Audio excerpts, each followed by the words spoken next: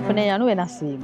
අන්තර්ජාලය කියන්නේ තවදුරටත් සුඛෝපභෝගී භාණ්ඩයක් නෙමෙයි, සුඛෝපභෝගී මෙවලමක් නෙමෙයි. ඒක දරුවන්ගේ මූලික අවශ්‍යතාවයක් බවට පත් වෙලා තියෙනවා. තාක්ෂණය කියන එකේ වැඩිපුරම වාසිය තියෙන නගරයට වඩා ගමට. ඒ දරුවන්ට ලෝකෙට යන්න පාර පෙන්වන්න පුළුවන් එකම මාධ්‍ය මේක විතරයි. අපේ කලාපේ පාසල් 103ක් තියෙනවා.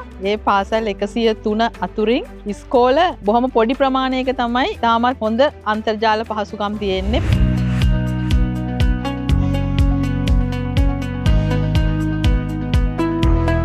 ගුරුහිඟය ගත්තම බොහොම වැඩි විශාල ගුරුහිඟයක් තියෙන ප්‍රදේශයක් තමයි මේ ප්‍රදේශය.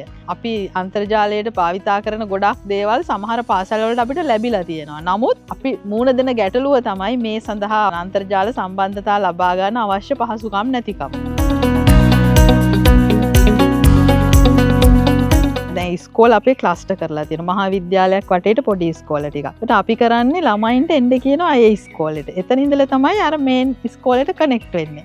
ඉතින් ඒකෙදි ප්‍රින්සිපල් එකෙන් දෙන සපෝට් එක තමයි ඒගොල්ලෝ අර ළමයින්ට එන අයට ෆැසිලිටි දීලා ඒගොල්ලෝ ඒ පහසුකම පාසල ඇතුලේ දෙනවා. ඉන්ටර්නෙට් ලැබීම තුලින් මේකට තියෙන දරුවන්ගේ ඉගෙනීමට තියෙන ආසාව නිසා 80 90 වගේ පාසලට පැමිණීම ඉතාමත්ම සාර්ථකව ඒ දරුවෝ පාසලට පැමිණලා ඒ මෙවලන් එක්ක වැඩ කරන්න ඉතාමත්ම ආසාවෙන් උනන්දුවෙන් ඒ වැඩ කටයුතු කරනවා. ඒ නිසා අපිට පහසුවක් වුණා දරුවෝ පාසලට ගෙන්වා ගැනීමත් මේ සමග.